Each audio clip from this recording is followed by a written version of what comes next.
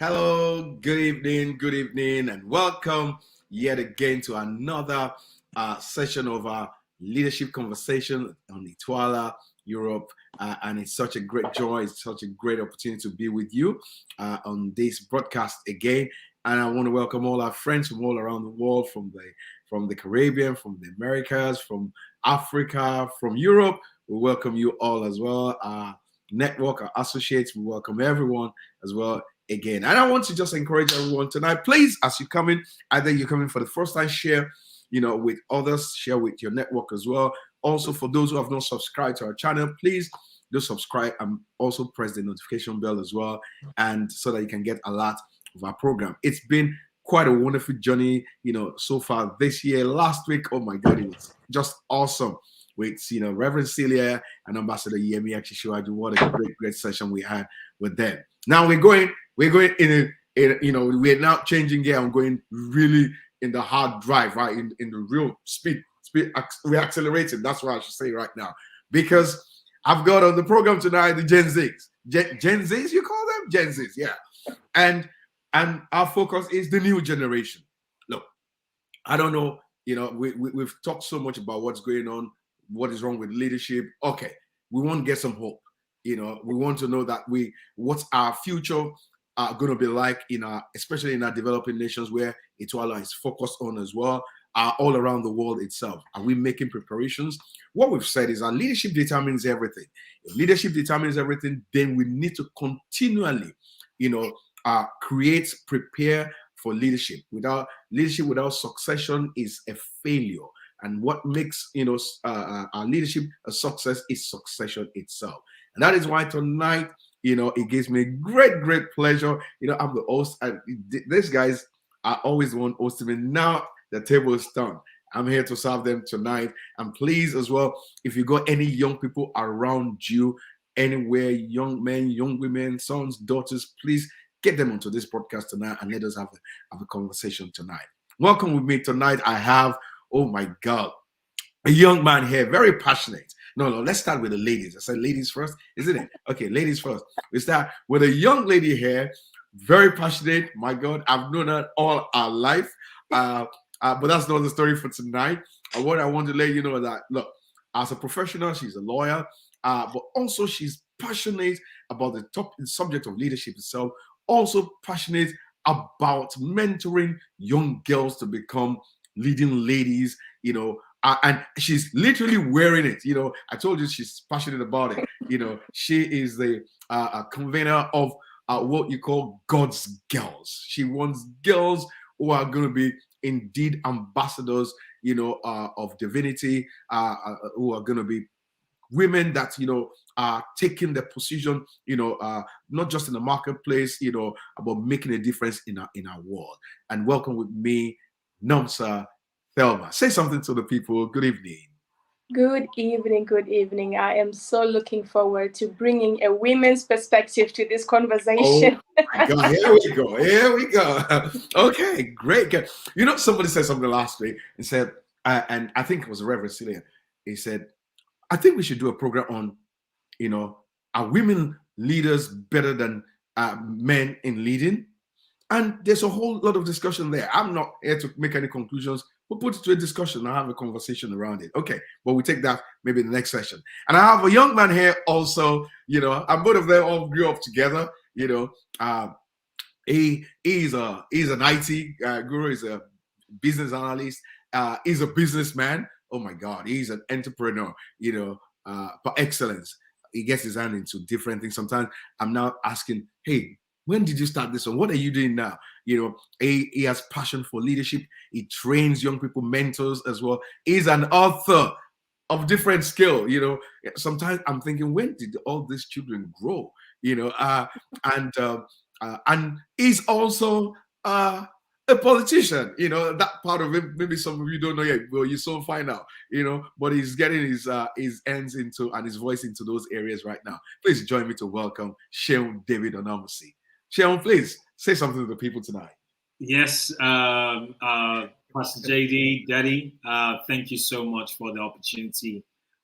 It's always a privilege to share my insights, share thoughts, and also learn from settings like this.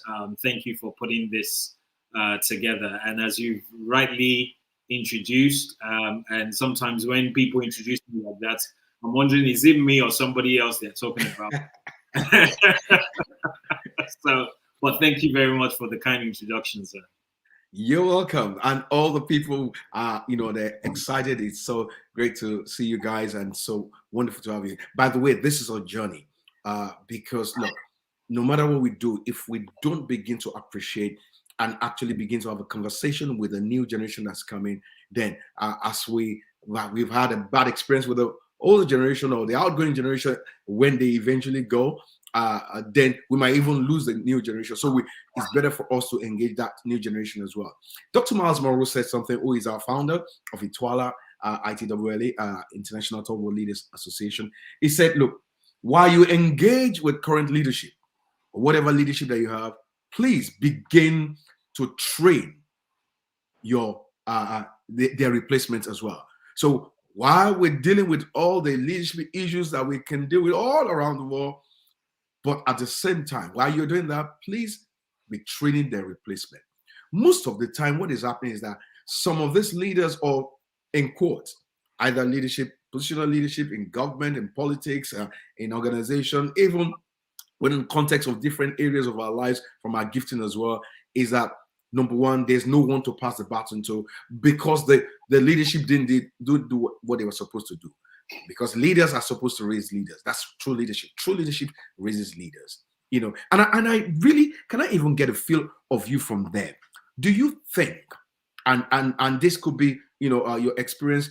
Your experience could be different, but you might have seen some other things as well. What do you think? The leadership that you've grown under, the leadership that you've seen around you, and it could be different experience. Do you think that they've actually given you, they've actually been role models? Have you actually experienced, leadership that are proper role models, leadership that actually passes the baton, or is it a battle or a fight? Just give me your thoughts on this. Nomsa, let's hear from you on that, please.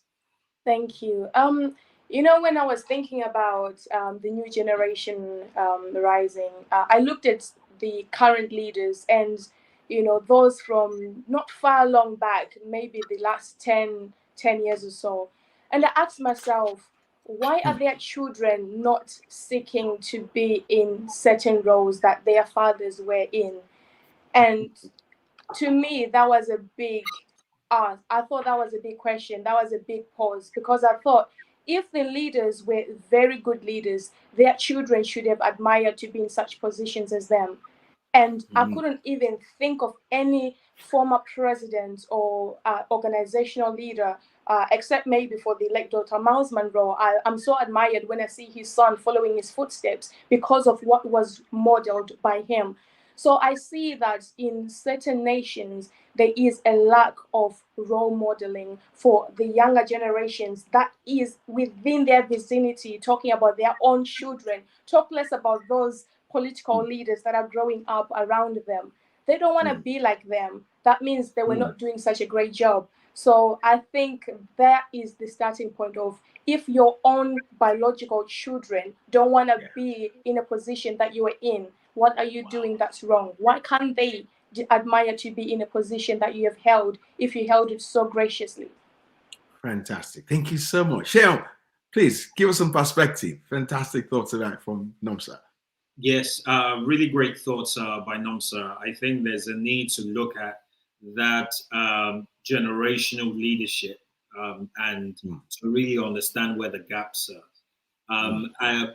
My addition will be that consciously or unconsciously, we have been mentored by previous generation. And whether we are close relatives or not, whether we attended their committee meeting, their church, or even joined their political party, or even observed their political party and their ideologies, we have inherited something from them. We've been modeled something. And that's something, the problem is that the cracks that weren't dealt with by the previous generation is still expanding in this new generation. So the problem is almost like, we just swept a lot of things under the rug, and then changed the rug. Yeah. And when we changed the rug, it looked nice. Everything looked okay. It looked like we were progressing, but we didn't sweep under the rug itself, and that's what's been perpetual. And you see it even from political leaders, whether it is the men and women who fought for independence of African countries, to the people who benefited from independence, the military and even democratic governments. You see that pattern there. Just sweep a lot of things under the rug and don't deal with it. Yeah. Fantastic. First thing, and fantastic points by two of you, and I can see the Gen Z spirit, just flowing between the two of you right there. Because mentoring starts first with observation. Yeah. And so either consciously or unconsciously, just like Seun and also Nomsa, you were saying, is that what we observe, look, has great impact on our lives and literally can model our lives. And so if we continue to see the wrong things, it has the way it impacts us in different ways that literally we just are replicating the same dysfunctions, or sometimes you literally just turn, it could affect in different ways. It could turn you off totally, and you don't even have the right model to model, so you don't do anything. Or you model yourself right after what you've seen, and that's just the same dysfunction continue. And that is a terrible place for us to be, especially if we're looking to see a new generation rising. And that's why we got to begin to check that new generation. What is the content of it as well? What will happen? What will be the shape of our world if this new generation rises, if we do not check what is in there? Now, but my thought to you from that point where you both coming from is that, do you think there is enough opportunities of mentoring to change this narrative, or do you see any focus, any deliberate conscious plan for training and mentoring in order to deliberately raise a new generation? Or do you literally see that what is being done is killing the new generation from even rising up? Yeah. And Nomsa, have a shot at that, please. It is. I was just looking, Zimbabwe, for example, we just celebrate, I'm from Zimbabwe originally, and we just celebrated 43 years of independence. Wow. And I am part of the families that migrated to the UK due to the political issues that were happening with the former president, late Robert Mugabe. And this was almost 30 years ago. And 30 years now, I've got my own children. I don't even look forward to taking them back to my original country because of what is still happening today with the new president who's been there for the past maybe 5 years or so, and nothing has changed. And I asked myself, what is wrong? And they are not intentional. The late president gave the baton to someone who is exactly like him, if not worse. Yet there were younger people that were looking forward to the opportunity to make a difference, but they didn't want to leave the seats. So they are not intentionally mentoring the younger generation to take the positions that they can actually do something about the countries. They want to keep everything to themselves, and they are killing the generation because they are losing the momentum, they are losing the inspiration, they are just moving to the diaspora and then doing their lives over there. And when I look at most people from within my generation that are from Zimbabwe, when they go back to Zimbabwe, they're going back to do their own personal interest things rather than things that benefit the country, because they don't see any hope. They have lost hope because there is no training. There is no intentional passing on of the baton to people, especially that have seen the world, to actually come and say, this is what we can do for our nation. This is how we can build our nation. If you only can take a back seat and allow us to show you what is possible. So, I would say no. Fantastic. When that administration changed, and that administration has been there forever, which is number one, bad. Definitely killed a whole lot of generations, to get to that place. Then it changed, and I was asking, I said, well, it looks like there's going to be a change. And somebody told me right there and said, there's no change.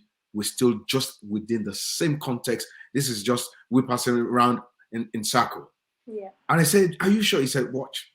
Yeah. And when I began to see, the rest is history right now.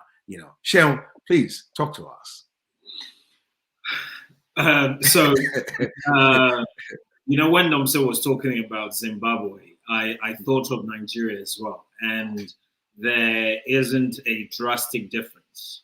I fondly say to my friends who are in politics in Nigeria that if we continue in the way that Nigeria is, we will end up where Zimbabwe is, and possibly worse, because we have such a huge population that is under employed and is not used properly. And an idle hand is the devil's workshop. Yeah. So you can see that we're already sitting on a kettle, on a ticking time bomb. So it's no different from Zimbabwe. What I also find is that because of what Nomsa talked about, conscious leadership, I think a lot of previous generation never thought that there will come a day when they would die. And I know that sounds very, very basic, but it's so true. You can't build legacy, you can't build greatness without first understanding that your time on earth is limited. Even if you get 70 years, 80 years, 90 years, something will happen. You would go to where you need to go. That's our ultimate destination. And then the question that you should have been asking when you're alive, if you don't ask that question and not seek to find the answer to that question, you'll end up leaving a terrible legacy for the next generation, which is what we have found ourselves in Africa. So, for example, when those great men and women who fought for independence from colonial rule, when they fought for independence, perhaps they should have asked themselves, now that we have independence, what are we going to do? What are we? Clear blueprints and say, 50 years, 100 years, 200 years from now, this is what Africa should look like. This is what the Black, population should look like. And then you start to build on that. Now, I know that some people were unfortunately taken away from us, assassinated in some shape or form. So I can understand that they didn't plan for that. But I think the new set of generation needs to start thinking that way, that from the day that you enter into office, you should start planning your succession. You should start planning the next person that's going to take over you. Because the truth is, the politicians, and I'm using politicians because, we're talking about Africa. The politicians operate in that way. Every president in Africa that goes in a democratic election, from the day they get into the office, they're already planning who's going to get the next term. So it's either they're going for the next term because they're thinking 8-year blocks. And after 8 years, they're thinking, okay, who else is going to come there? And they start playing that game from day one. Right? So for those of us who are now aspiring to go into that field, we should think that way as well. We should come in with 30-year plans, 20-year plans, 50-year plans. And that way we know that, okay, it's like a game of chess. Even if the enemy of progress, pushes us out of it, there's always going to be somebody else that will take over from it because we have a plan that is much bigger than us. Fantastic. It's that just hits me head. That what we've been dealing with is that we never really have leaders because leadership begins with vision. And once you don't have vision, you don't plan you don't see nothing. That's why politicians are not by default leaders. Politicians leave to just win the next election. That's what all they do. So they're just looking from their own perspective continually there. And that's, it won't work that way. But you see, now, before we go, because, our people they're always waiting for something. let's get some solution here. Let's begin to look at some solution. By the way, and I think I'm looking for something, two things from both of you guys today. Number one, we need to get the attention of this new generation. And number two, how do we really begin now to change the narrative, especially for the new generation? First thing is that, look, give us some ideas how we can get the Gen Zs, time, attention, focus, energy, because the energy right now is all over the place. The attention, even the attention span for anything, it's all over the place, So we need something. You guys, you're the one that know. So tell us how do we get your attention? Because we got to define the shape, just like you're saying. What is it going to look like? Our nations in Africa and Europe, what is it going to look like in the next 50, 20, 10 years even? What's it going to look like? So tell us, how do we get the attention of you guys? Tell me, Seun. So I will start with business as the first one. Business. Yeah. The new generation understands with technological advancements, we understand that ideas rule the world. So at the stage where we are, and I'm not a Gen Z, I'm a millennial, right? But are you? I can understand the Gen Z. Oh yeah. You are a millennial. And I grew up in that era, in that sense, and I mentored quite a number of them, right? So I kind of understand that. But my point is that the Gen Z or the new generation, which could include millennials as well. Yeah, of course. Yeah. They know that ideas rule the world. So the previous generation needs to capitalize on that. And how do you do that? One of the easiest ways that we can do that is realize if you're 50 and above, right? Yeah. Trying to build $1 billion or $10 billion company is perhaps not the best use of your time. So starting your own business, and I encourage people who are older to start businesses, but perhaps your business could be just a small business, and that's fine. It's profitable. As long as it's profitable and you're not losing money, that's fine. But in terms of aspiration, you are no longer aspiring to build $1 billion because you're already in the evening time and evening season of your life when you should be looking forward to resting. So what should you do? Your investment should look for the younger guys who have those ideas and invest in them. Virtual capitalists need to come into the play. We need to have angel investors from the older generation who would say, okay, 5-10 of us will come together, we'll put together £5,000 here, £1,000 here, we'll put a fund together and we'll look for a good idea from this younger generation and we'll invest in it. Fantastic. I think that's a very practical thing that can be done. And it doesn't have to be a lot of money. It can be £500 from 10 people.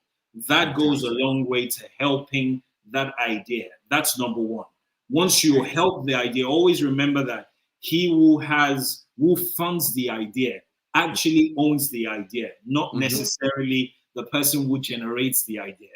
Okay. Hold it there. So basically we're saying we can use our business to get the attention of young people. Young people, they are very resources conscious, but we need to be able to channel that their consciousness in the right part, especially of business. And that means we need this older generation to begin to take that responsibility as well, because they'll probably get the attention of these people because they're going to help them to develop their business idea or whatever idea they have in their minds as well. And that's a great idea. And I sometimes you wonder why people that have resources, all they do is looking for more resources, more money, and I'm thinking, to what end? And this is where really the confusion is as well. Nomsa, give us a solution, please, as well. Yeah, I think it's more in alignment with what you're saying. I was thinking being open-minded to younger generations, have open doors, because open doors, because what saddens me is again, when we look at politicians, for example, we've got an election coming up in July, I think July or August, and we've got the same president that has done nothing queuing up to be a president again, to be elected again. And they are fighting off the new generation that want to come and take positions. And so you are not listening to what younger people are saying. They don't believe there's a new generation. They don't believe there's a new generation. They don't believe, because so they've shut the doors to younger generations that are coming with all these ideas for the nation, for the businesses you're talking about. So many businesses can be done, especially in the third world countries and nations. Yeah. But because the young people are young people, nothing more, nothing else. So if we actually take time to listen to what these young people are saying, we might actually have electricity every day in Africa. After all these years we've been, what's the word I'm looking for now? In the dark. Since colonization. Yes, you know, okay. Sometimes it feels like we should go back to being colonized. Maybe our lives will be better. We'll have everything that we need. But how can we have been free for 43 years and we still don't have running water every day? We still don't have electricity every day. How can we have run away from our countries 30 years ago and we still can't go back 30 years later with all these things that we've discovered in the diaspora? How can we not take back all this knowledge? Because the doors are closed. The older generation don't want to hear. They still want to hold the positions without hearing. But maybe you can hold your position, but allow us in so that we can use our ideas whilst you're still in the position, so that change can happen with you in that position. And then when you decide to go, you can go, but things have changed for your people. So fantastic. Open those doors for us. Open doors, business, investing, business gurus, use little bit. And do you know, Seun and Nomsa, that is why you see in Europe right now, especially even the United Kingdom, they're investing. Have you seen the program? The apprenticeship program has gone to another level, and that's exactly what this nation is doing, preparing the next generation, making sure that those that have resources, either they like it or not, is a law that you got to raise others. That's exactly what that program does. Shutting your doors in the face of the younger generation, I think it's callous. I think it's just evil. And I was really sorry to cut you off. I was speaking to my husband about how much diamond we really have, even in Zimbabwe, or some raw materials we have in Africa, and he was trying to explain to me the amount of things that we have. And I thought to myself, who keeps all those things? And funny enough, it's the older generation that's got access to it. They have access and they're not ready to open the door. But I won't prescribe another solution at the moment. What we'll do is that let's keep this conversation going. You know, and one thing is that for all our viewers tonight and all the people that watch this broadcast, even at a later time, please listen to the voice of our new generation. They want you to invest in them. You have the resources, you build the resources, then invest in others. Because if you don't invest in others, then to what end is all those resources, all those ideas, all the things you know in the business world, and you don't pass it to others and you die with it. Number two, keep your doors open. Because of our time, I'm going to pause, right here, because this is an ongoing conversation.